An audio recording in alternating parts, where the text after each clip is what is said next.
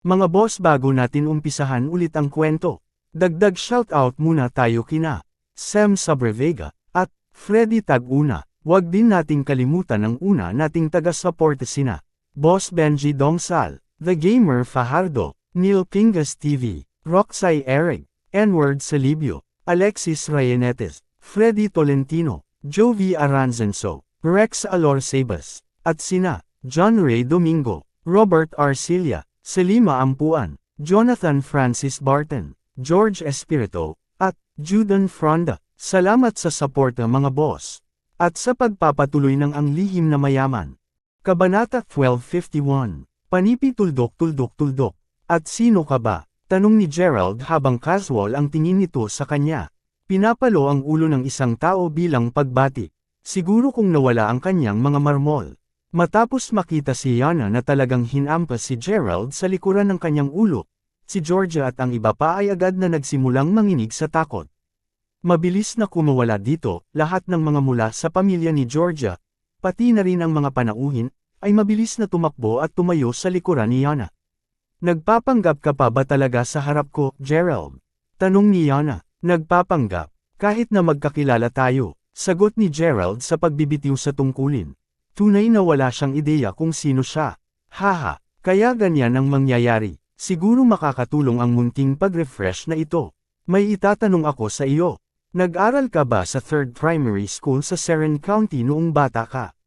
Pang-iinis ni Yana, na ginawa ko. Bagaman nakusyos ako kung bakit mo malalaman iyan, sagot ni Gerald na nakayuko. Ha? At nag-aral ka ba sa ikalawang klase sa ikatlong baitang? Dagdag ni Yana. Panipi tuldok-tuldok-tuldok. Ginawa ko, talaga, sabi ni Gerald, na naramdaman na may mali. Kung tutuusin, totoo ang lahat ng sinabi niya. Sa buong 6 na taon sa elementarya na iyon, palaging nasa ikalawang klase si Gerald. Talaga nga, sino ang babaeng ito? Bakit niya malalaman kung aling klase ako nag-aral? Kudlit. Oha, kita mo lola, anong sinabi ko sa'yo? Tunay na siya ito. Sigaw ni Yana sa sarap. Nasaksihan ang pag-play ng eksena gamit ang kanyang sariling mga mata, ang kahinahunan ni Georgia ay naging pag-alit ng mabilis na bilang isang pitik ng isang pahina. Habang ang matandang babae ay nagpatuloy sa pagngitngit sa paghamak, tiningnan ni Gerald si Yana na may hinala sa kanyang mga mata habang nagtanong siya. Muli, kailangan kong tanungin, sino ka talaga? Naglalaro ka pa rin ba pipi? Ako si Yana Shoot, syempre. Tagumpay. Inilipat ako sa iyong nakakaawa na paaralan noong ako ay nasa ikatlong baitang at natapos na maging tagapamahala ng iyong klase. Naaalala ko pa rin kung gaano ka kahirap, kahit hanggang ngayon lang. Kung kailangan mo pa rin ng isang pag-refresh, sigurado akong hindi mo nakalimutan ang tungkol sa insidente kung saan ang isang batang lalaki ay nagnakaw ng isang bagay mula sa akin at sinisisi sa iyo. Bilang isang resulta, nagbuhos ako ng tubig sa iyong mukha at sinabi ko pa sa aking ama na magpadala ng mga tao upang pigilan ka na umalis. Takot ka noon at hindi mo na naglakas loob na pumasok sa paaralan ng ilang araw pagkatapos nito. Sagot ni Yana na mapanghamak. Yana shoot. Napaisip si Gerald sa sarili habang unti-unting bumalik sa kanya ang mga alaala niya. Tulad ng sinabi niya, si Yana ay lumipat sa kanyang klase mula sa asul na likuran noong siya ay nasa ikatlong baitang. Noon, lahat ay natatakot sa kanya dahil hindi lamang siya ang monitor ng klase, ngunit nakasuot din siya ng pinakamagandang damit sa mga kamag-aral niya. Sa sobrang lakas, tiyak na wala siyang mataas na respeto kay Gerald. Anuman, nag-iwan siya ng medyo malalim na impresyon sa kanya sa pinakamahabang oras dahil sa isang tiyak na insidente na kinasasangkutan ng isa sa kanilang mga kaklase na ninakaw ang kanyang pambura. Ang pambura mismo ay napakaganda, kahit papaano sa isang bata, at ang nagnanakaw dito ay sinisisi kay Gerald. Dahil dito, nag-alala ang batang si Yana at, nang hindi masyadong iniisip ito, natapos na ang pagsablag ng tubig sa mukha ni Gerald. Kahit na iyon ay parang hindi nakakasama sa ibabaw, nabigo si Yana na banggitin na ang insidente ay naganap sa panahon ng taglamig. Sa pag-iisip na iyon, talagang uminit ang tubig nang sumabog ito sa mukha ni Gerald. Sa isang paraan, masasabing halos napunta siya sa pagkasira ng mukha niya ng mabuti. Gayunpaman, habang totoo na si Gerald ay hindi pumasok sa paaralan ng ilang araw pagkatapos nito, hindi ito dahil sa takot. Sa halip, ito ay dahil pinapayagan ni Gerald na gumaling ang kanyang mukha pagkatapos makakuha ng gamot mula sa isang klinika. Sa mga oras na iyon, naalala niya ang totoong pag-alit sa kanya. Alinmang paraan, lumipat siya sa ibang paaralan nang sila ay nasa ikalimang baitang. Dahil wala sa larawan si Yana, dahan-daang kinalimutan siya ni Gerald. Parin, kung ano ang isang maliit na mundo na ito, bakit ako patuloy na bumubulusok sa mga kaklase? Upang isipin na talagang nakikilala ko ang mga kaklase mula sa aking pangunahing araw. Napaisip si Gerald sa kanyang sarili na may mapait na ngiti sa labi. Kaya ikaw ito, naaalala kita ngayon, sagot ni Gerald na may bahagyang tango. Sa wakas naaalala kita ngayon. Gerald, sineseryoso mo pa bang subukang magloko sa harap ko? Kailangan kong sabihin na ako ay lubos na humanga sa kung gaano kahusay ang iyong mga kasanayan sa pag-arte pagkatapos ng hindi kita pagtatagal ng matagal. Paano ka maglakas loob na gayahin si G. Crawford? Sabi ni Yana habang ang mata niya ay namumilit. Ano, ginaya si G. Crawford? Panipi, Kabanata 1252. Walang alinlangang nabigla sa pag-angkin ni Yana, lahat ay lumingon sa kanya na hindi makapaniwala. Huwag bumili sa kanyang kilos, lahat. Ako, para sa isa, alam ko sa katotohanan na hindi ito ang totoong G.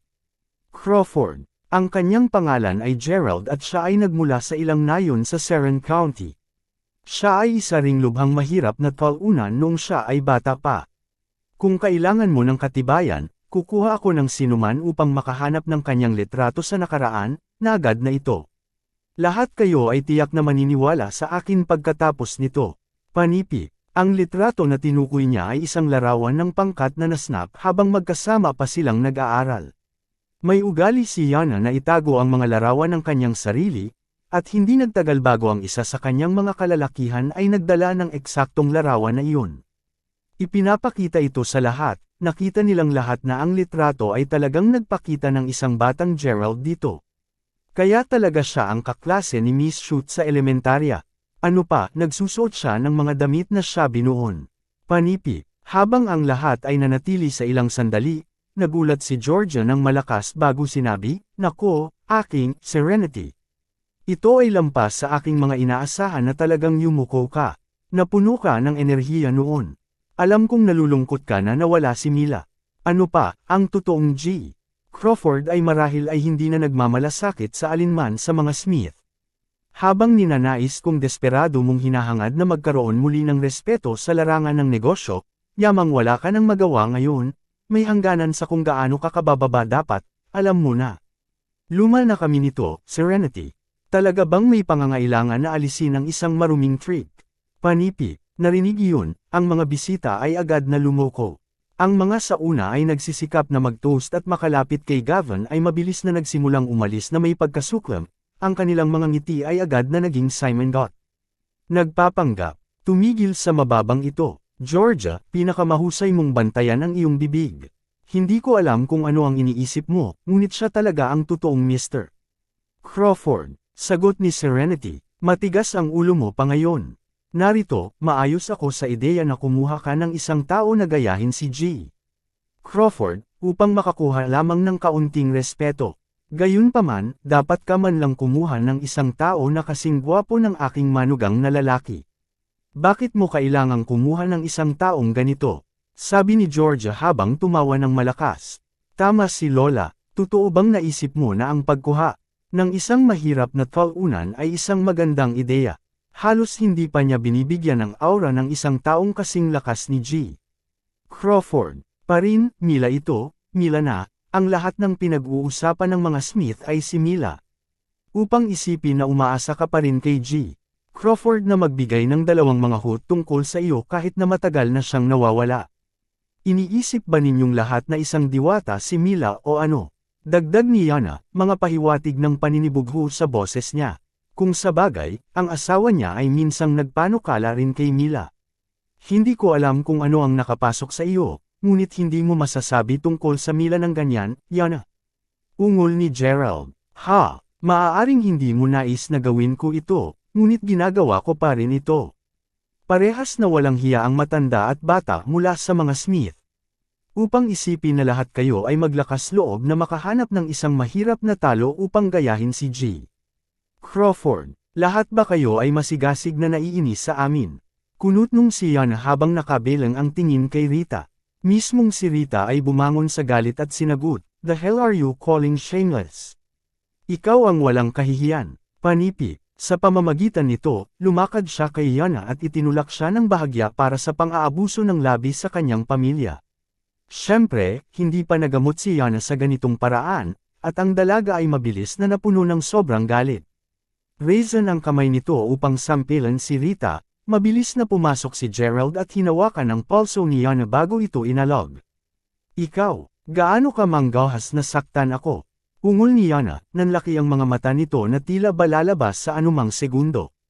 "Gaano ka katapangan, Gerald? Sino ka ba sa palagay mo? Ilan ka lang sa natalo na nagpapanggap bilang G. Crawford, sa tingin mo ba talaga ikaw siya ngayon?" Panipi. Kung pinahiya ako ng isang makapangyarihang tao, tiyak na parang pinarangalan ako. Gayunpaman, dahil ginagawa ito ng isang masamang tao kagaya mo, ang kahihiyan ay doble. Napaisip si Yana sa sarili habang nagpatuloy sa pagsidang sa sobrang galit. Walang sino man ang nag-isip na ang batang lalaki sa bansa ay talagang maglakas loob na tretuhin si Yana ng ganyan. "Saktan ka, paimpol kung pinuprotektahan si Rita. Gayun din, hindi mo ba naisip na medyo lumampas ka sa linya ngayon, Yana? Hindi mo ba balak na iwan ang ilang kalayaan para sa iyong sarili? Ipapaalam ko sa iyo na hindi ko hahayaan ang sinuman na gumawa ng anuman sa mga mula sa pamilyang Smith basta tumayo ako rito ngayon. Magsasalita ng walang pakundangan muli at hindi na ako magdadalawang isip na talunin ka talaga." Ungol ni Gerald. "Hahaha, nagpapanggap ka pa. Kung ano ang isang biro. Nasaktan mo na ako ngunit sasabihin mo na pa rin ang papalo mo sa akin. Gusto kong makita kang subukan." Bago pa man natapos ang kanyang pangungusap, isang malakas na tunog ng sampal ang maririnig.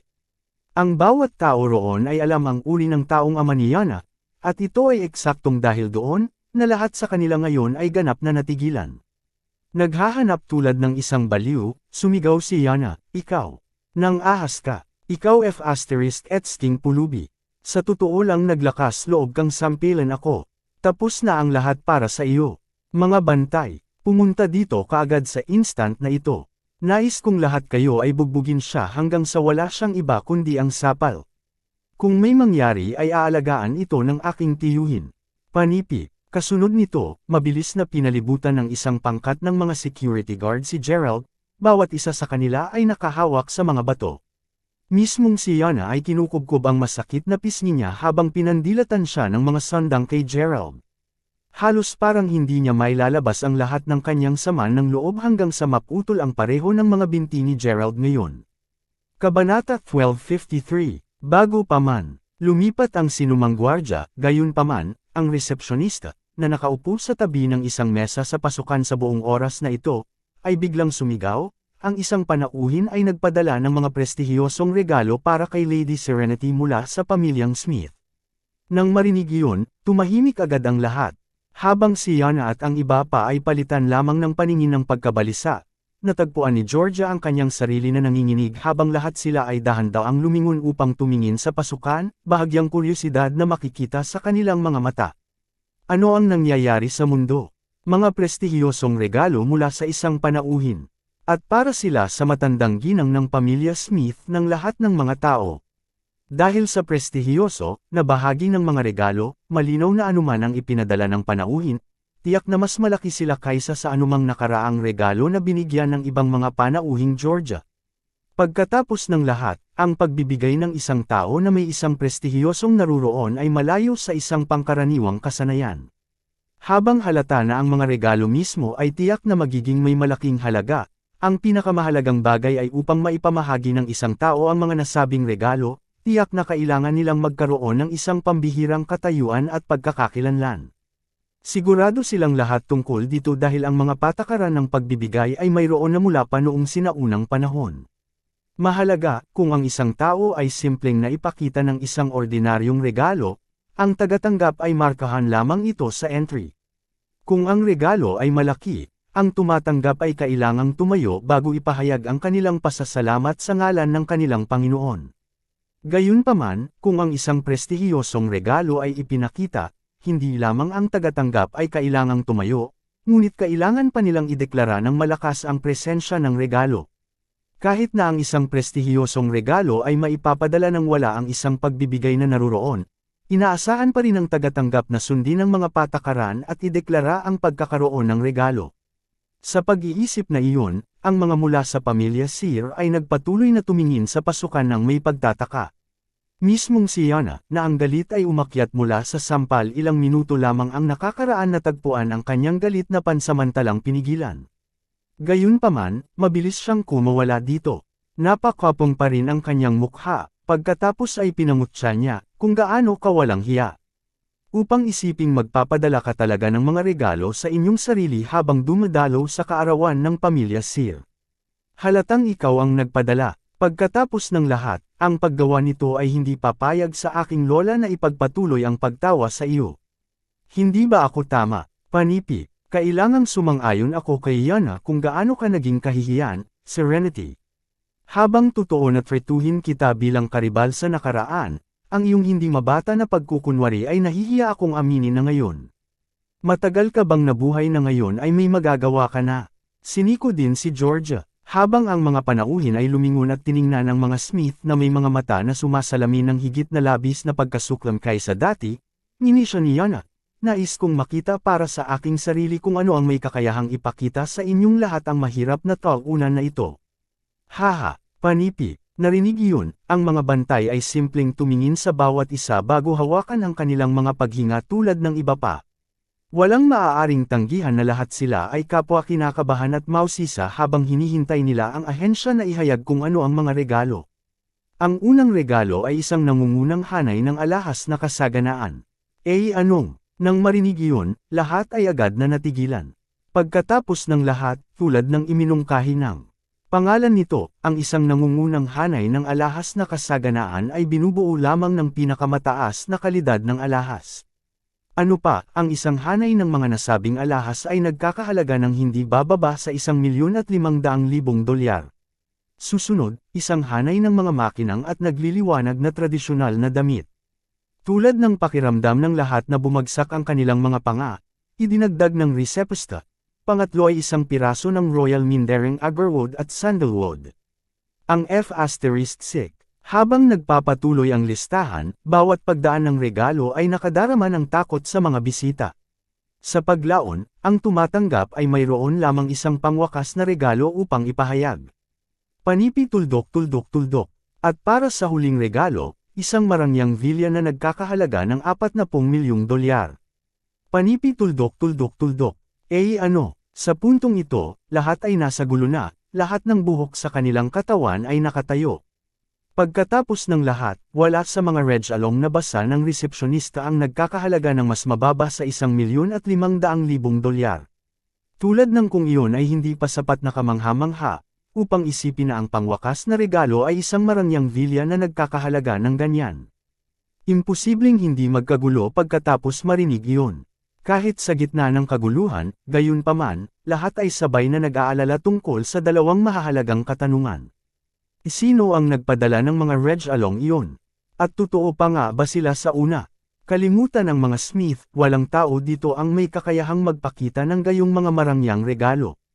Kudlit. Kahit na ang Smith ay nagtanghal ng mga regalo sa kanilang sarili, kasama na ang vilya, mayroon pa ring 18 mga regalo. Sama-sama, nakakuha sila hanggang sa isang malaking kabuuan ng hindi bababa sa $100,000,000. Gaano karaming pera ang tunay na pagmamay-ari ng pamilyang Smith? Kahit na nawala na nila ang lahat upang mapanatili ang kanilang karangalan, walang paraan na maaari silang makagawa ng napakalaking halaga ng pera para dito, tama ba?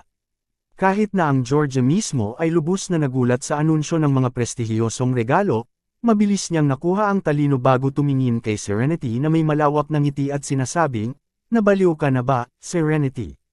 Hindi ito ang paraan upang magyabang.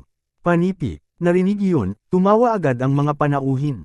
Gayunpaman, agad na nawala ang kanilang mga ngiti nang marinig ng lahat ang isang pamilyar na droneng. Pagtingin sa langit, Ang lahat ay naiwang gulat nang makita ang 6 na hanay ng mga helikopter, na may 3 sa bawat hilera, na dahan-daang bumababa sa harap nila. Nang huminto, isang grupo ng mga tao ang mabilis na bumaba sa mga helikopter. Kabanata 1254. Sa bawat kamay nila, ay ang 18 regalo na naunang inihayag ng resepsyonista.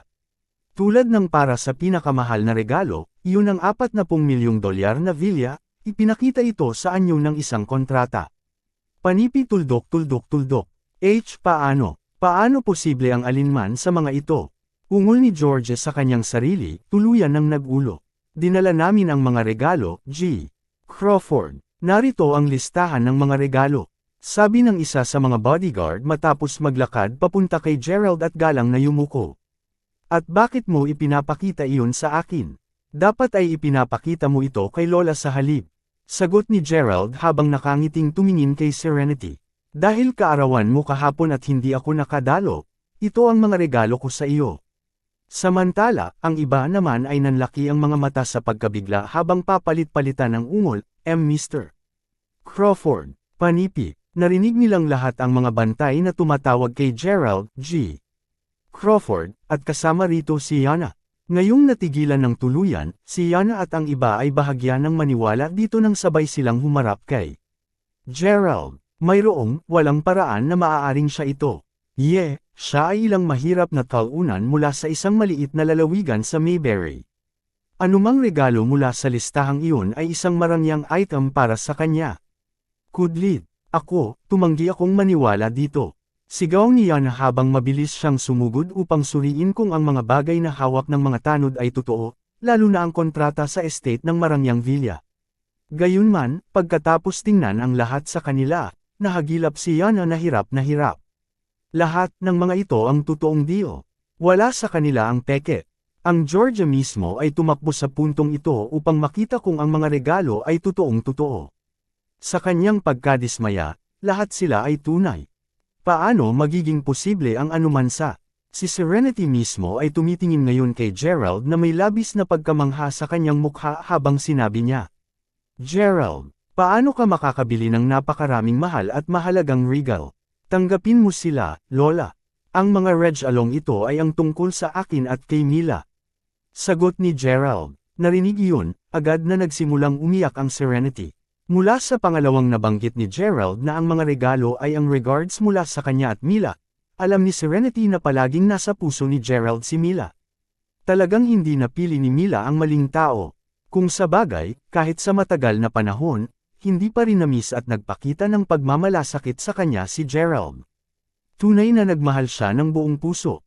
Sa buong panahong ito, tumanggi si Serenity na ipagdiwang ang kanyang kaarawan hanggang sa natagpuan si Mila, kahit na alam niyang lubos na ang mga pagkakataong makita talaga si Mila ay malapit sa wala.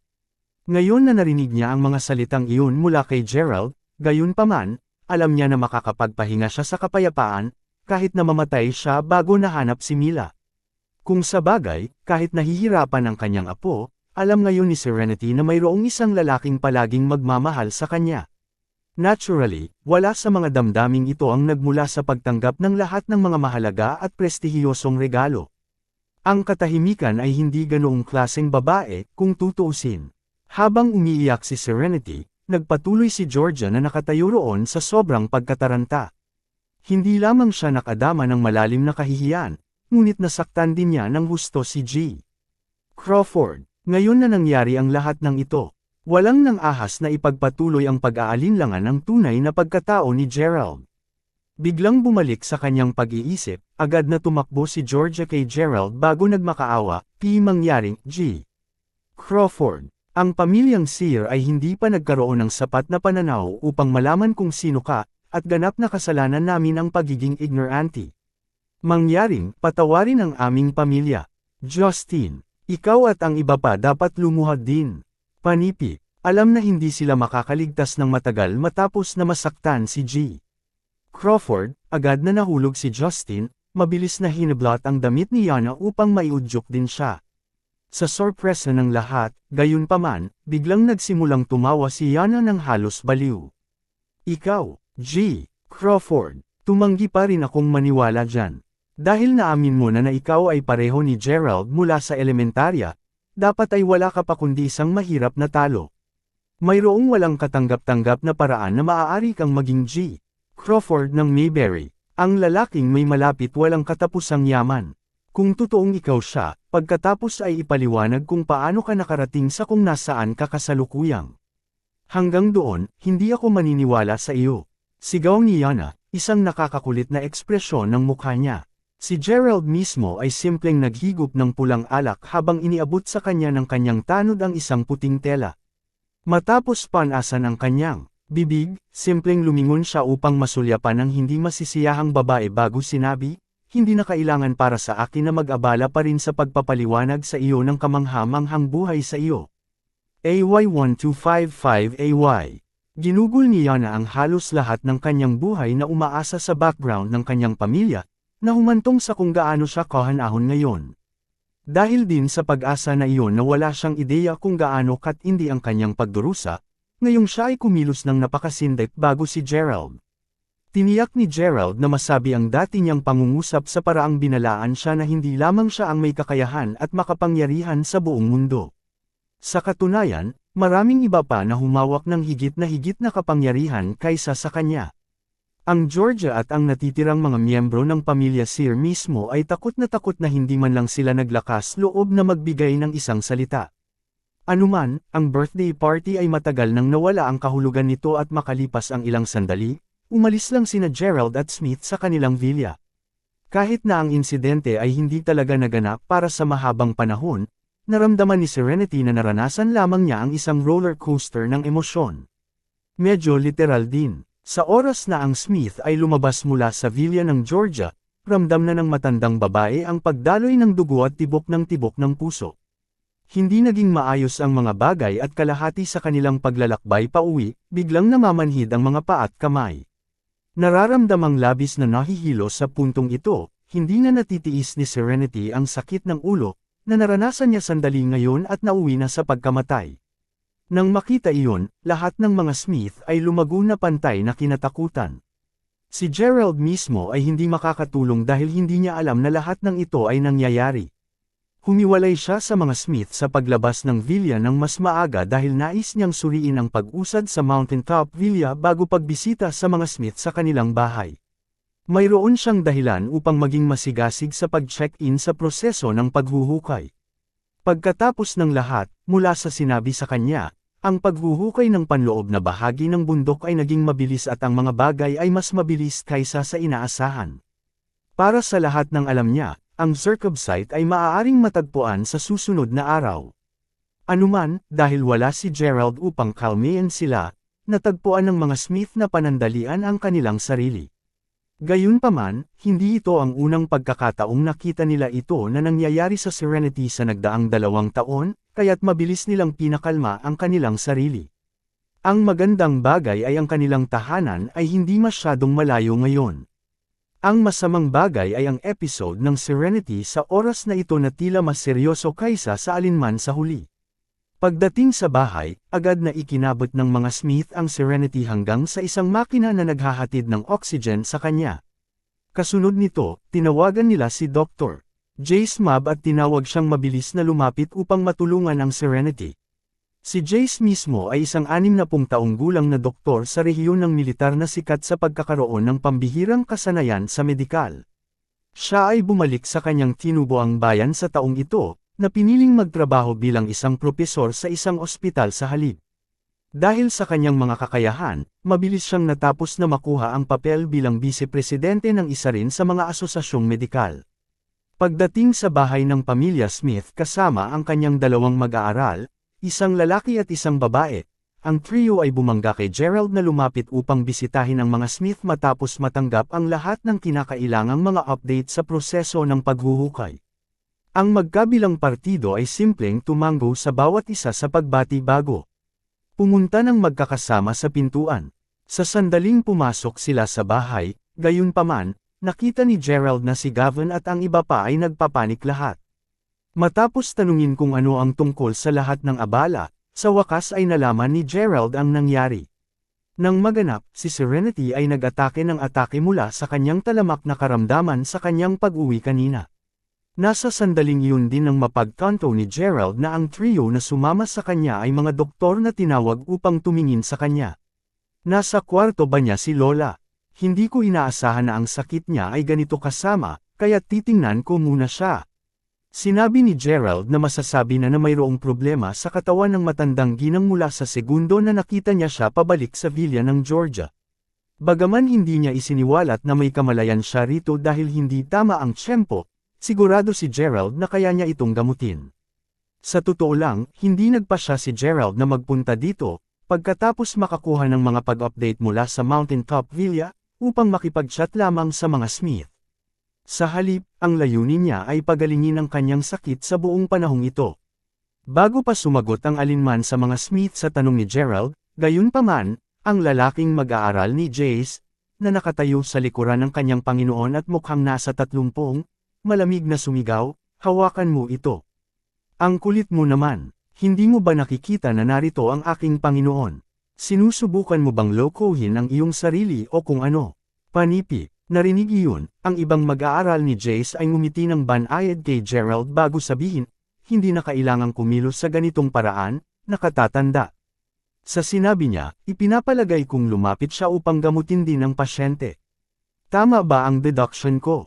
Binalikan lamang ni Gerald ang isang ngiti sa kanya, kahit na labis siyang nag-aalala tungkol sa sakit ng kanyang lola upang mag-alala sa mga naunang panunuyan ng lalaking mag-aaral.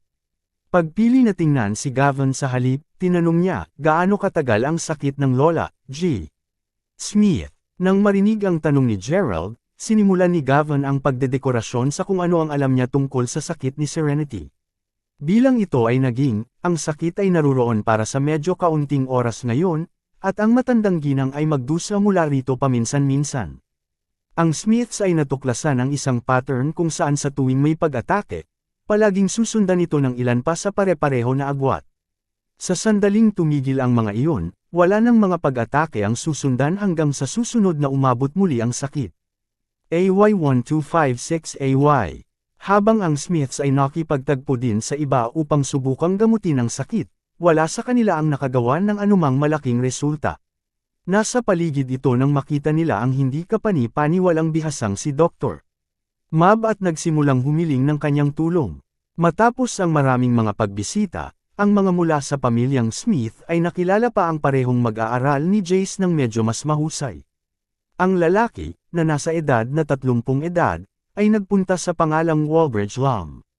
Tulad ng para sa ibang mag-aaral, siya ay isang 23 taong gulang na babae na ang pangalan ay Brianna Ziegler. Anuman, habang totoo na si Dr. Mab ay nakagawa na ng maraming mga pagbisita bago ito, hindi pa niya nalalaman kung ano ang isyu sa kanya. Kung wala nang iba pa, pupuntahan ko muna ang pagtingin kay Lola. Kahit na lahat kayo ay hindi dapat mag-alala dahil ang kanyang karamdaman ay hindi ganun kalaki, sabi ni Gerald na mas kumpiyansa. Nang marinig iyon, ang ekspresyon ni Walbridge ay agad na naging mabangis, kahit na siya ay naging mapusok mula sa sandaling sinabi ni Brianna na si Gerald ay maaaring maging isang doktor din. Sinusubukan ba ng taong ito na nakawin ang ating negosyo o kung ano? Kahit na siya ay mas bata sa akin, upang isipin na sinabi niya na ang sakit ay hindi anumang pangunahing bagay kahit na ang Panginoon ay hindi pa nakilala ang kanyang karamdaman. Ang F***sting nerve ng lalaking ito. Kudlit, maigi mong gawin ang hindi ka masyadong mayabang, binata, sabi ni Walbridge na may bahagyang pagkunot ng noo, malinaw na hindi nasiyahan sa kanyang tinig. Tama siya, Gerald, hindi ko ibig sabihin na maging bastos, ngunit hindi ko pa naririnig na nag-aaral ka ng gamot dati, dagdag ni Helen na tunay na walang balak na tumingin sa kanya. Gayunpaman, ang paggamot sa mga sakit at pag-save ng buhay ay hindi gaanong mahalaga. Ano pa, alam niya na si Gerald ay isang mag-aaral mula sa guro ng panitikan. Kahit na siya ay isang mayamang tagapagmana, hindi yun automatikong nangangahulugan na siya ay isang master sa lahat ng iba pang mga kasanayan din. Habang ang mga mula sa pamilyang Smith ay handang maniwala sa mga salita ni Gerald, ang mga panganib na kasangkot ay masyadong mataas para sa kanila upang makapagpahinga ng madali. Nang maramdamang maayos ang kanilang pag-aalangan at tunay na wala silang ibang ibig sabihin, simpleng umiling si Gerald sa isang medyo mapait na tawa. Sabihin sa katotohanan, pinagkadalubhasaan na niya ang 3 relihiyon at 9 na paaralan ng pag-iisip. Sa pag-iisip na iyon, ano ang kadalubhasaan sa medikal sa kanya? Naturally, mas alam ni Gerald kaysa sisihin si Ginang Smith at ang iba pa. Kung sabagay, kaunti lang ang alam nila tungkol sa nangyari sa kanya sa nakaraang 2 taon. Para sa mga ordinaryong tao, ang gayong paglundag sa kakayahan ay tiyak na hindi makatuwiran. Anuman, naisave nila ang chit-chat para sa paglaon at nagsimulang maglakad papunta sa silid kung saan naroon si Serenity. Pagpasok sa sick room, si Rita, na nanatili sa tabi ng kanyang lola sa buong oras na ito, agad na lumingon upang tingnan kung sino ang pumasok. Napansin na naruroon din si Gerald, isang ngumiti sa kanya si Rita bago sinabi, "Kaya nandito ka rin, Gerald."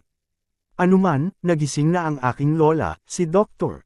Mab. Panipi. Narinig iyon, si Serenity, na nakahiga pa rin sa kama ay sumigaw sa mahinang boses, "Dr. Mab. Dr. Lum, Dr. Ziegler, at Gerald, natutuwa akong mayroon kayong lahat dito. Pagkuha, diretso sa negosyo, 2 taon na akong nagkasakit ngayon, Dr. Mab." Habang umaatake lamang ito paminsan-minsan, sa tuwing nangyayari ito, nagiging mas seryoso ito. Sa kabila ng sinasabi kong paminsan-minsan, nangyayari ito ng mas maraming beses kaysa dati. Panipi. Malinaw na hindi niya inaasahan na gugustuhin din ni Gerald na pagalingin ang kanyang karamdaman, kung kaya't nakatingin lang siya kay Jace habang ipinapaliwanag sa kanya ang mga kamakailang kondisyon sa kanya. Ang bawat pag-atake ay karaniwang tumatagal ng mas mababa sa 1 oras.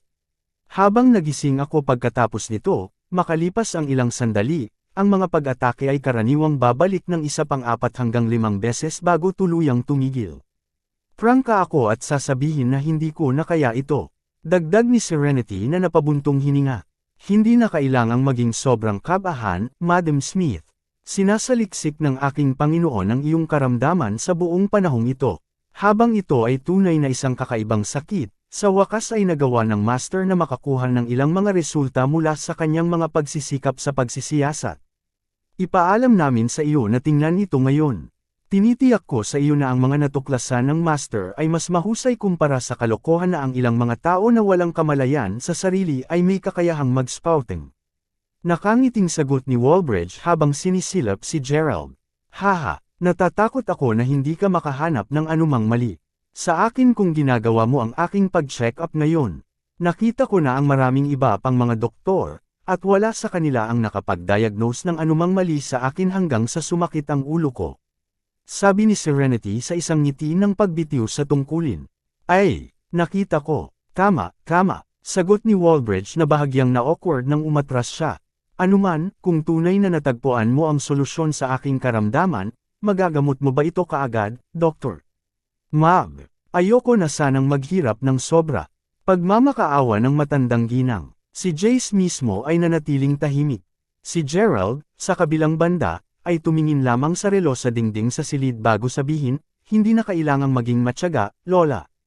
Hintayin lamang natin ang 1 oras at 5 minuto upang lumipas. Ang pag-atake mo ay dapat na mag-uudyok noon at naniniwala ako na magagamot ka lang ni Dr. Mab kapag nagdurusa ka sa sakit ng ulo." Panipi. AY1257AY. "Oh, sa palagay ko hindi ko nabanggit kung kailan ang susunod na pag-atake, hindi ba? Paano mo makagawa ng wastong hula, Gerald?" Tanong ni Serenity, medyo nabigla. "Ang dami kong naisip. Kung sabagay, 1 oras na lang bago magtanghali.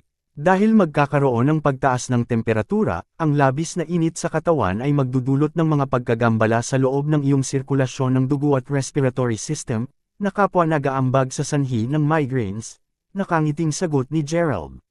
Narinig iyon, ngumiti ang matandang babae bago tumanggo ng aprubahan kay Gerald habang sinabi niya, "Hindi ko inaasahan na malalaman mo ang mga ganoong bagay, Gerald." Nang makita iyon, si Walbridge, na nakatayo sa gilid, ay simpleng ninisyan, pakiramdam ng medyo inis. Gayunman, lumingon si Jace kay Gerald na may pagtataka habang iniisip, maaari ba talagang maging bihasa ang binatang ito sa gamot? Tulad ng sinabi ni Gerald, si Serenity, na nagsasalita at tumatawa ng masigla bago ito, ay biglang naglarawan ng sobrang sakit na ekspresyon sa kanyang mukha sa bandang tanghali. Ilang segundo pagkatapos nito, sinimulan niyang hawakan ang kanyang ulo gamit ang kanyang dalawang kamay, malalaking patak ng pawis na lumiligid sa noo niya. Mangyaring tiisin ang sakit sa ngayon, Madam Smith. Magsasagawa ako ng acupuncture therapy sa iyo kaagad, sabi ni Jace habang iniunat ang kanyang kamay upang suriin ang kanyang pulso. Kasunod nito, nakuha niya ang isang bag ng karayom mula sa kanyang medikal na kit bago kumuha ng ilang mga karayom na pilak. Sa sobrang katumpakan, pagkatapos ay sinaksak niya ang mga karayom sa ilang mga punto ng acupuncture sa kanyang katawan, sinundan ng mga puntos sa kanyang ulo at balikat. Pagkakita niyon, bahagyang natigilan si Gerald. Kaya't bakit siya nagkaroon ng napakaraming reputasyon sa loob ng rehiyon ng militar.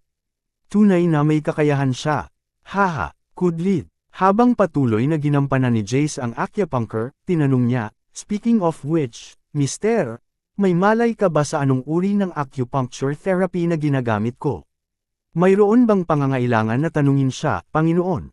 Paano niya malalaman kung sa lupa? Malamig na sabi ni Wallbridge. Ngayon, tumpak na hinulaan ni Gerald kung kailan ang susunod na pag-atake. Sa pag-iisip na iyon, ipinapakita nito na si Gerald ay isang taong may pagkaunawa. Sagot ni Brianna habang ngumiti ng mahina kay Gerald. Ano ang hindi malaman? Deadly acupuncture therapy lang yan, sabi ni Gerald habang nakangiti itong tumingin sa doktor. Kahit na si Jace ay medyo namamangha nang marinig na alam ni Gerald ang pamamaraan, ang katotohanang ginamit ni Gerald ang salitang Diyos, ay medyo nakaramdam siya ng galit kaysa sa nagulat siya. Naglagay ng isang mapagmataas na ekspresyon, sinabi ni Jace, manalo. Hindi masama, tila, na ikaw ay tunay na may kaalaman sa isang degree. Panipi, anuman, sa sandaling tapos na si Jace sa kanyang therapy, ang sakit ni Serenity ay tila medyo lumuwag, paghusga mula sa kanyang ekspresyon. Haha. Ang master ay hindi tinawag na pinakamayhusay na doktor mula sa rehiyon ng militar para sa wala. Matapos ang mahabang pagsasaliksik sa sakit, ang mga resulta ay sa wakas narito. Idineklara ni Wallbridge habang umiiyak siya ng maluwag. Nang makita na ang Serenity ay mukhang mas mahusay na ngayon, lumingon siya upang tumingin ng masama kay Gerald. Flatter mo ako, sagot ni Jace na may kalmadong ngiti. Ang pangalawa ay sinabi niya iyon. Gayunpaman, biglang nagsimulang manginig si Serenity. Sa loob lamang ng ilang segundo, ang kanyang paunang gumagaan na ekspresyon ay naging dagandong ng kirot nang magsimulang kumapit muli sa kanyang ulo. Masasabing naghihirap siya ngayon kahit higit pa kaysa sa paggagamot ni Jace. Nang makita iyon, natulala ang lahat sa silid, lalo na si Jace. Sa pagtingin sa kanyang mga karayom na pilak, bamulong siya sa sarili, Hindi ito dapat mangyari. Imposible, panipi. Kasunod nito, sumugod siya patungo sa Serenity upang suriin ang kanyang pulso. Ang kanyang mukha ay mapatla sa puntong ito, ramdam ng doktor ang pulso ng matandang ginang na pumalo sa mga random na agwat, kahit na huminto ng ilang segundo sa isang oras bago mabilis na mabuhay. Ito ay lubos na kakaiba, upang masabi lang. Mangyaring, tulungan siya, Doktor. Ma'am. Sumigaw ang iba pang mga miyembro ng pamilya Smith habang sabik na takbo silang tumakbo sa kanya sa pangalawang nakita nila kung gaano kalubha ang seryosong pag-atake na ito kumpara sa huling. Nakikita ang balat ni Serenity na mula sa mapatla hanggang sa isang berde-berde. Ang pagkabalisa ni Gavin ay umakyat at siya ay tumatalon sa parehong pagkabalisa at pagkabigo. Si Jace mismo ay kasalukuyang nasa gulo. Pagkatapos ng lahat, talagang wala siyang ideya kung ano ang dapat gawin sa puntong ito. Napagtanto kung gaano kalubha ang paglago ng kalagayan ni Serenity, tumakbo palapit sa kanya si Gerald at agad na hinugot ang mga karayom na pilak mula sa kanyang katawan. Kasunod nito, kumuha siya ng 6 sa mga karayom na pilak at sinaksak ito sa mga puntong acupuncture na matatagpuan sa leeg at balikat niya. Kahit na nasabi na ni Gerald kung anong karamdaman ang dinanas ng matandang babae ng mas maaga, gusto niyang makita kung totoong nararapat kay Jace ang lahat ng reputasyong ibinigay sa kanya ng mga tao. Kung tunay na nagagamot niya ang karamdaman ni Serenity, kung gayon hindi kinakailangan na siya ay humakbang at agawin ang kredito para sa kanya. Gayunpaman, ngayong nangyari ang lahat ng ito, walang ibang pagpipilian si Gerald kundi ang lumipat. Di banal na acupuncture therapy. Sabi ni Jace habang nahuhulog ang kanyang panga. Tagumpay, hindi masama, Tila na ikaw ay tunay na may kaalaman sa isang degree, bigkas ni Gerald, gamit ang parehong pangungusap na ginamit sa kanya ni Jace kanina. Matapos masagsak sa kanya ang ilang iba pang mga karayom, mabilis na bumalik ang ekspresyon ni Serenity sa isang nakaka-relax. Dahil sa nawala na ang sobrang sakit ng ulo, ang mukha nito ay dahan-daang bumalik sa kanyang kaarawan. Inay, anong pakiramdam mo? Tinanong si Gavin, ang kanyang kasiyahan ay maliwanag sa nag-aalala na tono. To think na may ganyang kakayahan si Gerald. Kahit na si Gavin at ang iba pa ay maliit ang alam tungkol sa gamot, lahat na nakasaksi sa mga kasanayan sa acupuncture ni na Gerald at Dr. Mab kanina pa, ay sapat na matino upang masabi na ang mga kasanayan ni Gerald ay higit na nalalaman sa doktor. Mas gumanda ang pakiramdam ko ngayon. Kabanata 1258. Ang matandang ginang ay may isang mahinang ngiti sa kanyang mukha habang ang kanyang paghinga ay unti-unting bumalik na matatag.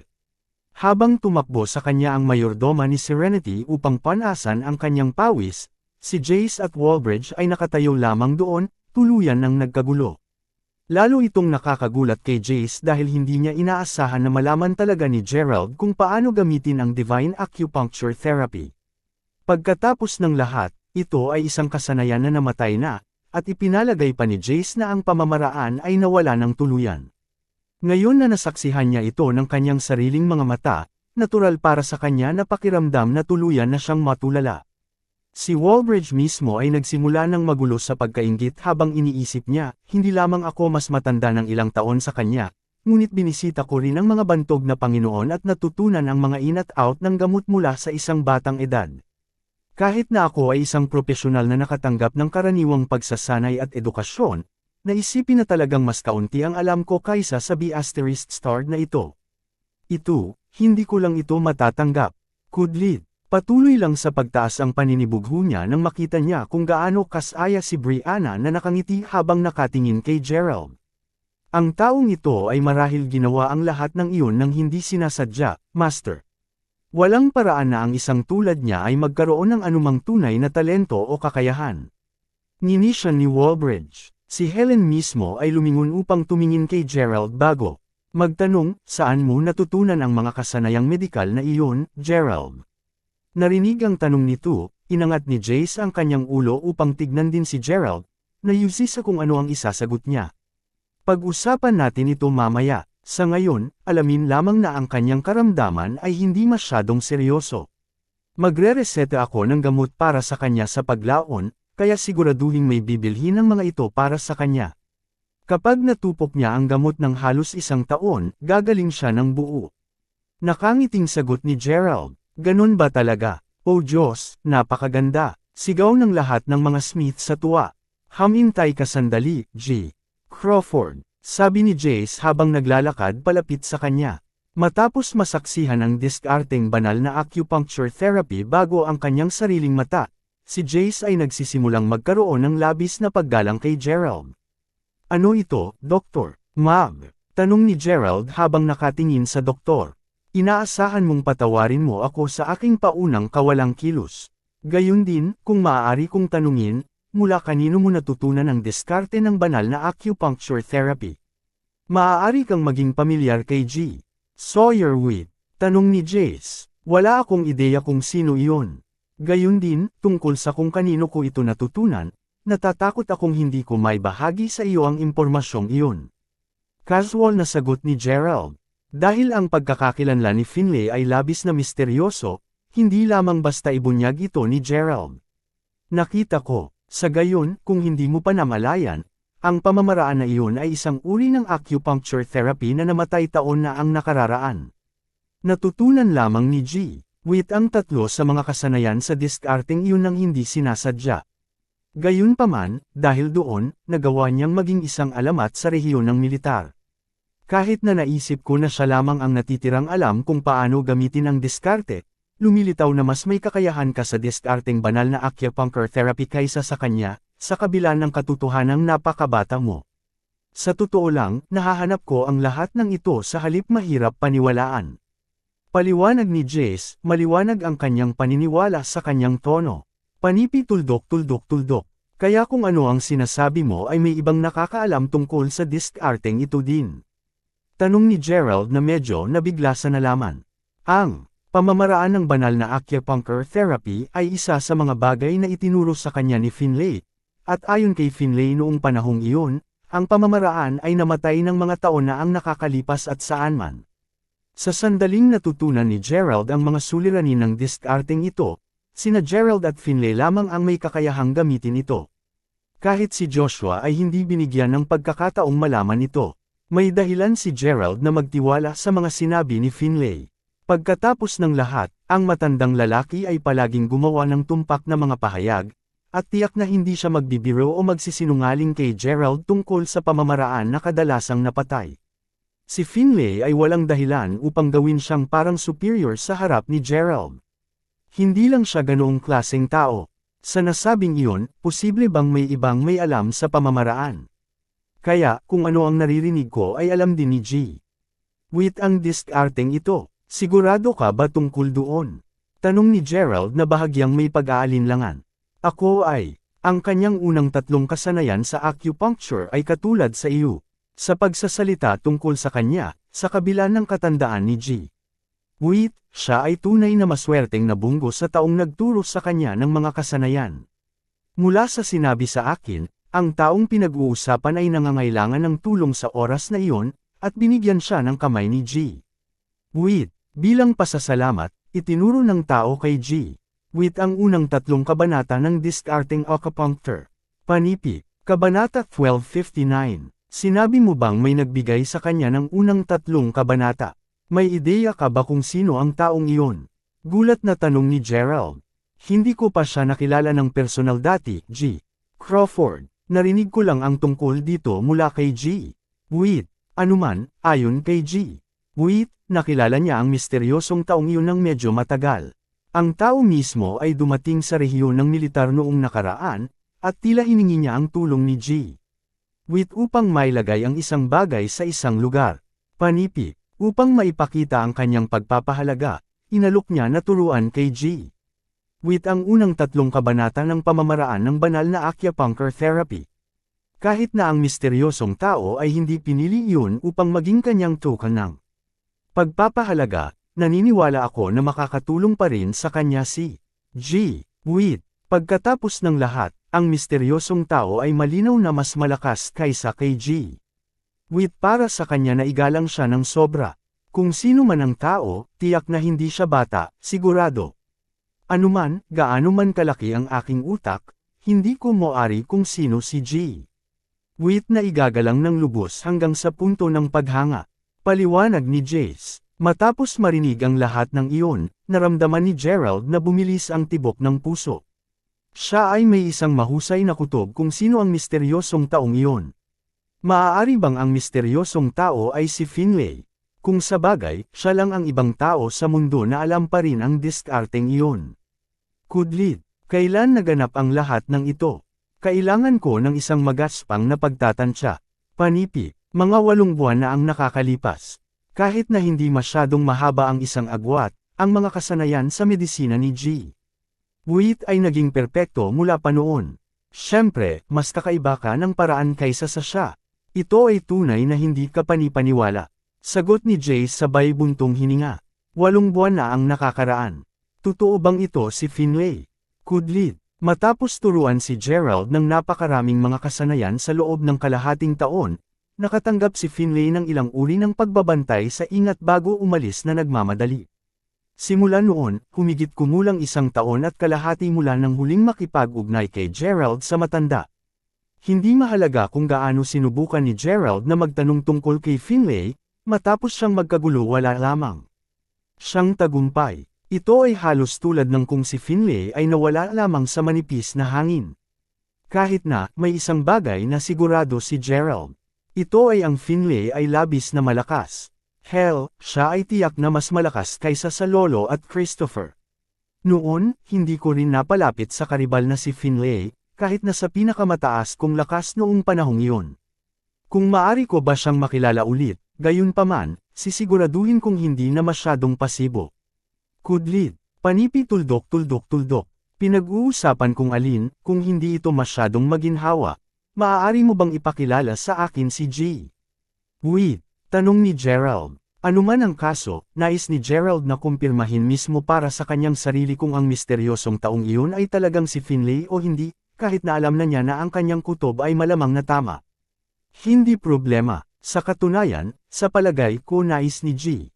Wit na makilala ka rin. Pinag-uusapan kung saan, dahil mayroon kang kadalubhasaan sa medisina at ipinakikilala ko sa iyo si G. Wit, nagtataka ako kung nais mong tulungan ako sa isang bagay. Kita nyo, ako ay inatasan na isave ang buhay ng higit sa 100 mga bata, at sa totoo lang, wala akong ideya kung saan ko masisimulan ang paglutas ng problema.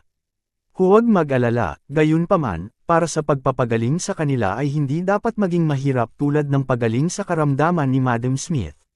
Dapat kong bigyang diin na ito ay higit pa para sa mga bata kaysa sa makinabang ito sa akin, at kung kailangan ko, handa akong lumuhod sa harap mo.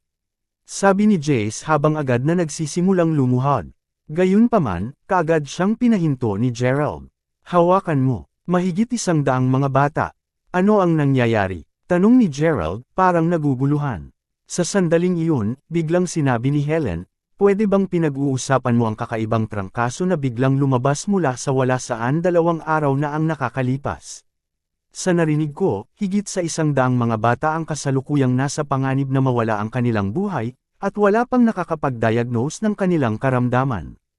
Panipi, iyon ang isa, mabilis na sagot ni Jace. Ano nga ba ang mga sintomas? Tanong ni Gerald.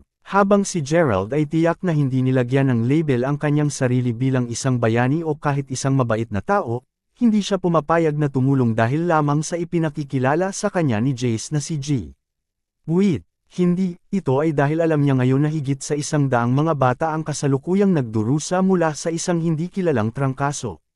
Kahit na mas masahol pa ay ang katotohanan na ang kanilang buhay ay maaaring mapanganib. Alam na alam ni Gerald na hindi niya kailanman patatawarin ang kanyang sarili kung hindi man lang niya subukang bigyan ng kamay sa pagligtas sa kanila.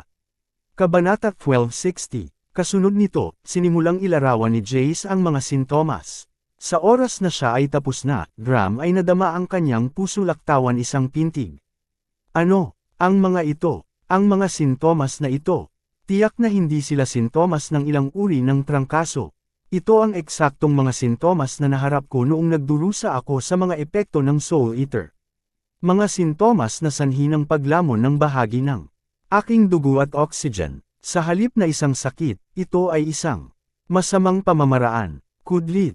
Ang Soul Eater ay isang masamang pamamaraan na natutunan niya mula sa mga alaalang na itanim sa kanya. Alam na niya mula nang napilitan siyang gamitin ito sandali pabalik upang makatakas. Wala lamang ibang-iba pang mas mahusay na mga kahalili sa oras. Gayunpaman, bakit maraming mga bata ang naghihirap mula sa mga epekto ng Soul Eater na wala sa asol? Maaari bang may ibang tao na malaman ang tungkol sa pamamaraan? Napaisip si Gerald sa sarili, naguguluhan. Gayunpaman, alam niya na hindi ngayon ang oras upang pag-isipan. Iyon, dapat ay sa halip ay magtungo muna siya sa mga bata upang makita kung totoong sila ay naghihirap mula sa mga epekto ng Soul Eater. Walang oras upang mawala, sasamahan kita, mabilis na sabi ni Gerald. Napakagandang pakinggan, G. Crawford. Alam mo, ang dekano at maraming iba pa ay nagkakaroon ng isang pulong sa pagsasaliksik sa ngayon. Tumungo muna tayo doon upang makita kung may natuklasan silang anumang mga bagong sintomas. Kapag nagawa na natin iyon, ihahatid kita sa mga silid ng paghihiwalay. Sagot ni Jace. Hindi nagtagal, dumating sa ospital si Gerald kasama si Jace at ang kanyang 2 apprentice. Pagpasok sa lobby ng ospital, maraming mga magulang ang nakikita ng umiiyak doon. Siyempre, ang sinumang magulang ay iiyak kung ang ganoong insidente ay sumapit sa kanilang anak. Paglalakad sa kanila, ang 4 na tao pagkatapos ay mabilis na pumasok sa silid ng komperensya. Dahil si Jace ay mayroon ng isang prestihiyosong katayuan, wala ring nagtanong tungkol sa mga taong dinala niya sa silid. Sa halip, pinili lamang nilang tumayo at batiin ang doktor. Mabilis na pinaupo ni Gerald ang kanyang sarili bago tiningnan kung ano ang ipinapakita sa malaking screen sa harap ng conference room. Sa nagdaang 3 araw, higit sa 100 mga sanggol ang naipadala sa amin, at lahat sila ay nasa panganib na mawala sa kanilang buhay. Ayon sa mga talaan sa casebook, lahat ng mga sanggol ay nakakaranas ng parehong pagsusuka at iba't ibang antas ng impeksyon sa baga. Ang huli ay may tunay na panganib na maging sanhi ng malawak na pagkabigo sa organ ng katawan. Hindi pa rin namin lubos na nauunawaan kung ano ang sanhi ng lahat ng ito, ngunit mula sa mga pagsisikap sa pag-iimbestiga ng ospital, ligtas na ipalagay na ang mga sintomas ay sanhi ng pagsalakay sa isang bagong uri ng virus. Kudlid. Ang susunod na ipinakita ay ang estado ng mga sanggol na nagkasakit dahil sa virus. Pagkatapos nito, isang magandang, ngunit nag-aalalamukhang mukha ng babae ng angkla ay ipinakita sa screen, at lumingon siya upang tingnan ang matangkad na gusali ng ospital bago siya sinabi bago. Inaasahan lamang namin na makakalikha sila ng ilang makahimalang paggamot na makakatulong sa pag-save ng daang mga mesla na buhay na naghihirap pa rin ngayon. Inaasahan namin na ipanalangin mo ang buong paggaling din ng mga bata, mahal na madla. Panipi. Kasunod nito, si Zane Lowe, ang dekano ng Mayberry First Hospital, ay sumenyas na eye off ang screen bago sabihin, sigurado akong alam mo lahat kung gaano kalubha ang kasalukuyang kalagayan na kinakaharap natin. Kung hindi natin mailigtas ang mga bata, kung gayon ang pangyayaring ito ay tiyak na magtatapos sa pagiging isang pangit na mantsa sa kasaysayan ng gamot. Sa napakaraming magagaling na isipan na naruroon ngayon, ang kabigwang mailigtas ang mga sanggol ay haantong din sa isang napakalaking iskandalo sa aksidente sa medisina. Sa ngayon, ang kredibilidad ng ospital ay malapit nang wala. Panipi, lahat ng tao dito ngayon ay dalubhasa sa larangang ito, na marami sa kanila ay nagmula sa kaakibat na mga ospital at kahit na mga ospital na hindi nauugnay sa amin. Inaasahan kong maunawaan ninyong lahat na sa harap ng panganib, lahat kayong pasanin ang mga inaasahan mula sa gobyerno at pati na rin ng mga tao. Anuman, hindi na ako maglalabas ng kalokohan. Magsimula tayong talakayin kung paano natin may save ang buhay ng lahat ng mga batang ito. Panipi, hanggang sa maalis ang mga resulta ng kulturang bakterya, hindi kami makagagawa ng solusyon. Kailangan nating iakma ang lunas sa kaso, alam mo. Hindi lamang namin maaaring magreseta ng random na gamot para sa sakit kung hindi pa natin lubos na natitiyak kung ano ito. Sinabi ng isang bespectacled na nasa edad na doktor na may mapait na tono. Marami sa mga doktor na naruroon ay pakiramdam na malungkot na napalipat sila upang gawin ang isang napakahirap na gawain. Habang alam nilang lahat na ang pagtagumpay sa pagalingin ng mga bata ay tiyak na magdadala sa kanila ng parehong kita at katanyagan kahit na pinapayagan silang makakuha ng pagkakataon na masiyahan sa napakalaking publisidad, papuri, at gantimpala mula sa kani-kanilang mga ospital, alam din nila na ang kabiguan ay haantong sa pagkasira ng anumang posibleng prospect sa hinaharap. Mayroong higit sa 100 mga bata, at iniisip lamang ang tungkol sa responsibilidad na kailangan nilang gampanan kung magulo sila ay nagpadala ng panginginig sa kanilang mga tinik. Matapos suriin ang kanilang pulso, tila sila ay sinaktan ng impeksyon sa baga. Habang nasubukan na namin ang paggamit ng lahat ng uri ng gamot na antiviral, walang nabanggit na mga pagpapabuti, sinabi ng isang matandang tagagamot sa Chino na sumunod. Ang katahimikan ay sumunod sa silid ng komperensya sandali pagkatapos nito. Alam ng lahat na mayroon na ngayong dalawang pagpipilian, ang isa ay western na gamot at ang isa ay gamot na inchik. Hanggang dito na lang muna ang ating kwento, maraming salamat sa pakikinig, huwag kalimutan mag-like, share, subscribe at i-comment ang inyong reaksyon sa ating kwento.